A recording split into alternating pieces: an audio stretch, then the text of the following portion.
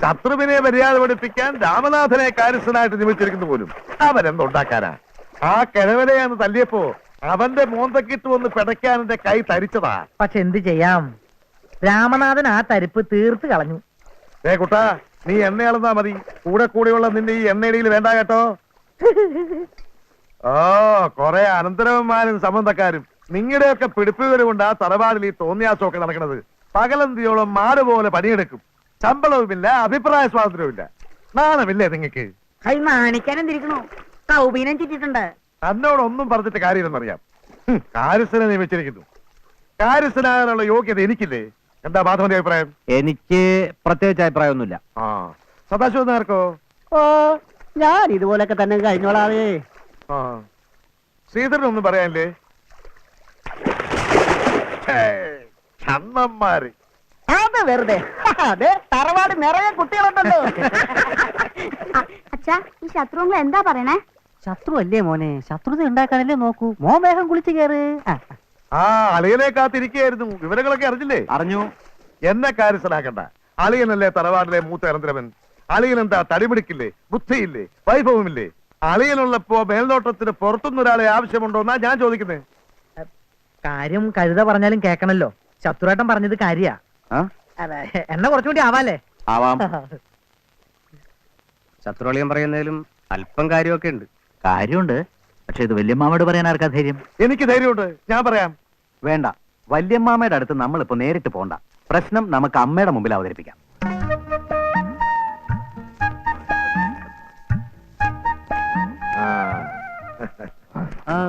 തൊഴിലാളികൾക്ക് ശമ്പളത്തൊക്കെ പ്രത്യേകം മാറ്റിവെക്കണം.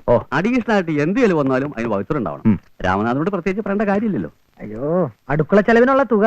ഓ, തന്നേക്കാം. ചിക്കനും മട്ടനും കൂട്ടിയിട്ടൊന്നുമല്ല ഊണ്. എന്നും ഒരു അരയോടമ്പ് സാമ്പാറും 3 കൂട്ടം തൊലിഞ്ഞ് കറിയും. അതിന് ഇത്രയും തുക വേണോ? അപ്പം തിന്നാ മതി, കുഴി എണ്ണണ്ട.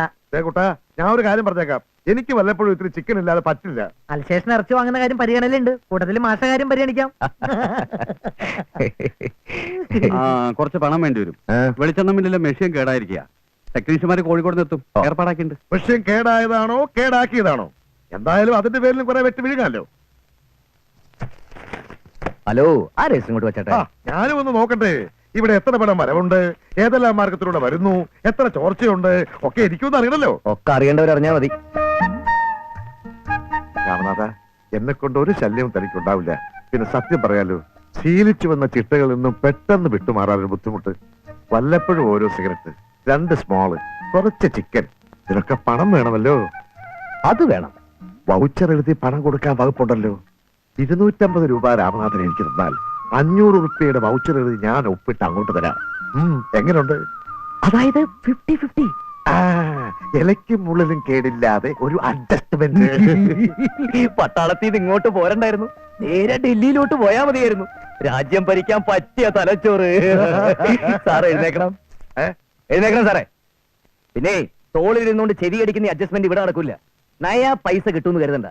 ഇത് എനിക്കും കൂടി അവകാശപ്പെട്ട മുതലാണെന്ന് കൂട്ടിക്കോ. അത് ചോർത്താൻ ഞാൻ ആരെയും അനുവദിക്കില്ല. മേലാൽ ഇതും പറഞ്ഞുകൊണ്ട് ഇങ്ങോട്ട് വന്നേക്കരുത്. സാർ പോണം. നിന്റെ അനുവാദമൊന്നും എനിക്ക് ആവശ്യമില്ല. എനിക്കിവിടെ കുറെ പണിയുണ്ട്. ശല്യപ്പെടുത്തരുത് സാർ. ഞാനൊരു മര്യാദക്കാരനാ. പക്ഷേ ചിലപ്പോ എനിക്ക് രക്തത്തിളപ്പുണ്ടാവും. പിന്നെ മോക്കോ അടച്ചാ തല്ല്. അല്ല, സാറിന് തല്ലൊന്നല്ല, എന്നാലും രക്തം തിളച്ചാ തല്ലി പോവും. അതൊരു ദുശീലായി പോയി. പ്രായത്തിന്റെ കുഴപ്പമാണേ. നീ എന്നെ കളിയാക്കുക? അല്ല, കാര്യമായിട്ടാക്കിയതാ. അപ്പൊ നീ ഇവിടെ ഭരിക്കാൻ തന്നെ തീരുമാനിച്ചു?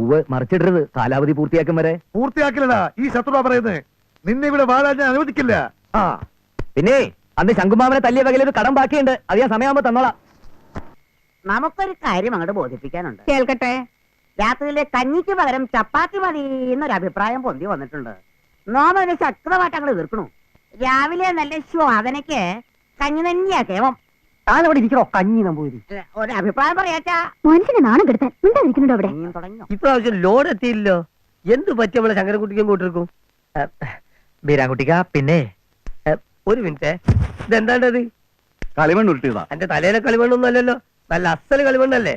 അല്ല, ഉണക്കിയിട്ടില്ലേ? നന്നായിട്ട് ഉണക്കി. അതുകൊണ്ട് ഉയിന്ന് ചേർത്തിക്കാളാ. എല്ലാം കൂടി അടങ്ങാറുണ്ടാക്കണ്ട.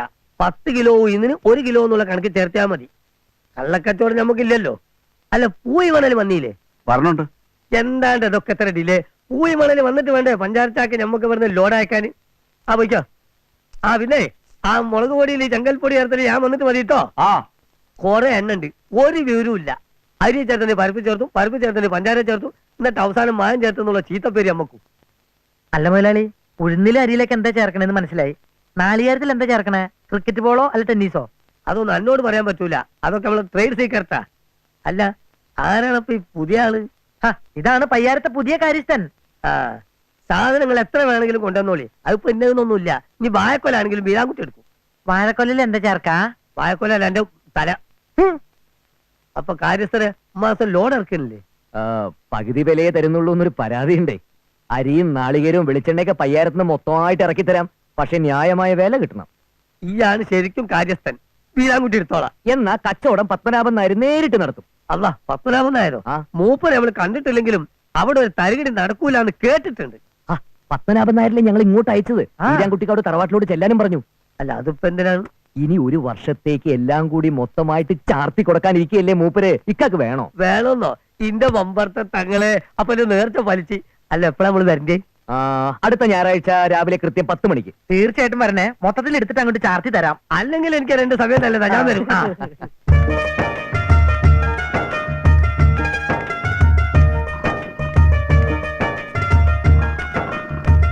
നമസ്കാരം.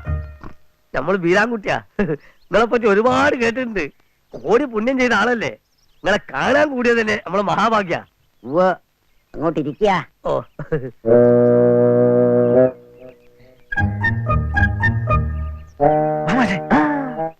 ആദ്യ സംഗതി ഒന്ന് കലങ്ങട്ടെ, സമയമാകുമ്പോ നമുക്ക് പോയി കൊളാക്കാം. ധൃതി വെക്കാതെ. വലിയ ഭൂസത്വം കാര്യമൊക്കെ ഉള്ള ആളാവുമ്പോ പെരുത്ത് ഗൗരവക്കാരനാണെന്നാ കരുതിയത്. പക്ഷെങ്കില് നിങ്ങൾ വളരെ സിമ്പിൾ ആണല്ലപ്പാ. വലിയ വലിയ മനുഷ്യന്മാരൊക്കെ അങ്ങനെയാ. അല്ല അരിയും നാളികേരും വെളിച്ചെണ്ണ ഒക്കെ മൊത്തമായിട്ട് നമുക്ക് ചാർത്തി തരാൻ പോണെന്ന് കേട്ടു, ശരിയാണോ? അല്ല രക്ഷപ്പെട്ട്.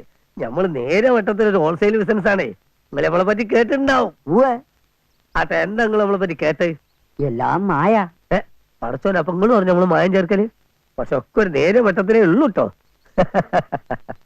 പക്ഷെ കച്ചവടത്തിന് വീരാൻകുട്ടി സത്യസന്ധന, അതിന് നമ്മൾ ആരും കുറ്റം പറയില്ല. ഗോവിന്ദൻകുട്ടിയെ, ശ്രീധരോ, അളിയോ, എന്താ ബീരാൻകുട്ടിക്ക് വന്നിരിക്കണു? എവിടെ? ഭൂമുഖത്തിരിക്കണു. അയാളെന്താ ഇവിടെ വന്നത്? പൊല്ലാപ്പായോ? എന്തെങ്കിലും ചെയ്യണം, അല്ലെങ്കിൽ നമ്മുടെ കള്ളക്കളി മുഴുവൻ വെളിച്ചത്താ. വാ. വെളിച്ചെണ്ണയിൽ ലേശ റബ്ബർ കുരുവിന്റെ നീര്. അതിപ്പോ അത്ര വലിയ തെറ്റാ. ഇതെന്താ എന്ത് ചോദിച്ചാലും ഉവ് ഉവ് ഉവ്. അല്ല ഉവ് റെക്കോർഡ് ചെയ്തിരിക്ക? അല്ല ബീരാൻകുട്ടിക്കായോ? വരണം വരണം. ഇത് നിങ്ങളുള്ള കച്ചവടമൊന്നും വേണ്ടപ്പാ. തല ഇരിക്കുമ്പോ മാലാടരുതല്ലോ. ഇനി കച്ചവടം പത്മനാഭൻ നായരായിട്ടാ. അയ്യോ ഇക്ക, ഇത് പത്മനാഭൻ നായരല്ല, കോന്തുണ്ണി നായരാ. ഒരു നിർവികാര ബ്രഹ്മം. അല്ല നിങ്ങൾ ഓന്തുണ്ണി ആരാ? അച്ഛനെ അമ്മ വിളിക്കുന്നുണ്ട്. വല്ല കാര്യം നിന്നോട് പറഞ്ഞാ പോലെ ഞാൻ നടന്നോളൂലേ. ഇക്ക എന്ത് വേണ്ടതിനെ കാണിച്ചേ? തറവാട്ടി വരാൻ ആരാ പറഞ്ഞേ? സുയിപ്പാക്കല്ലേ ശങ്കരകുട്ടി, ഞാൻ പത്മനാഭൻ നായർ വരാൻ പറഞ്ഞിട്ട് വന്നതാ. എവിടെ പത്മനാഭൻ നായർ? പപ്പനാവൻ താരല്ലേ? വാ, അപ്പുറത്തോണ്ട് ഞാൻ കാണിച്ചു തരാം. വാ. അല്ലതാര് വീരാൻകുട്ടിക്കോ? പത്മനാഭൻ നായരല്ലേ കണ്ടത്? അതെ. അപ്പുറത്തോണ്ട് വാ.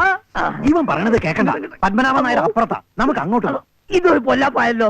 പൂമുഖത്തൊരു പത്മനാഭൻ നായർ, അപ്പുറത്തൊരു പത്മനാഭൻ നായർ, ഇപ്പുറത്തൊരു പത്മനാഭൻ നായർ. ഇതെന്താ പത്മനാഭൻ നായരിലും പായോ? ഒറിജിനൽ പത്മനാഭൻ നായർ ഞങ്ങൾ ഇങ്ങോട്ട് വന്നു. ഇത് മൈദമാവിൽ കപ്പപ്പൊടി ചേർത്ത് വീശുന്ന പൊറാട്ട പോലെ ആയാലും എന്റെ ഗതി. അങ്ങോട്ടുമില്ല ഇങ്ങോട്ടുമില്ല.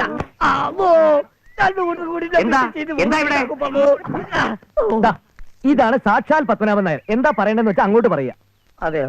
നിങ്ങൾ ഒറിജിനൽ ഡ്യൂപ്ലിക്കേറ്റോ? താനാരാ? ഞാൻ വീരാൻകുട്ടി ഒറിജിനല്. നിങ്ങൾക്ക് നമ്മളോട് നേരിട്ട് കച്ചവടം ചെയ്യാൻ മോഹണ്ടെന്ന് പറഞ്ഞു. കച്ചവടം? അതെ. എന്ത് കച്ചവടം? ഇത് നല്ല ന്യായം. ദേ പയ്യാരത്തുനിന്ന് മാസം തോറും 10-15 ട്രക്ക് അരിയും നാളികേരും വെളിച്ചെണ്ണയും കയറ്റി അയക്കുന്നതേ മൊത്തമായിട്ട് എടുക്കുന്നത് നമ്മളാ.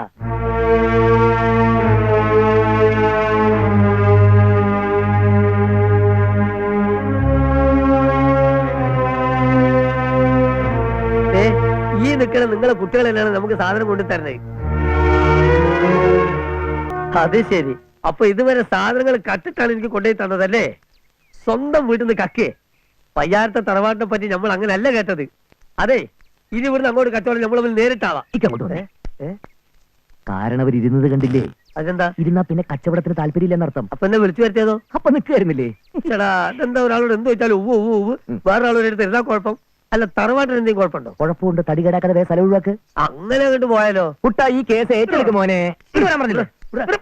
നമുക്ക് ഇങ്ങളല്ലേ വേറെ കൂട്ടര് അനക്കൊന്ന് കേൾക്കണോ? കരളുണ്ടി കടപ്പുറത്ത് ചരലും പോയിണ്ടോ ഈ വീരാൻകുട്ടി അരി മഞ്ചാരി വിൽക്കും. എന്നാ താൻ പോയി വെക്കും.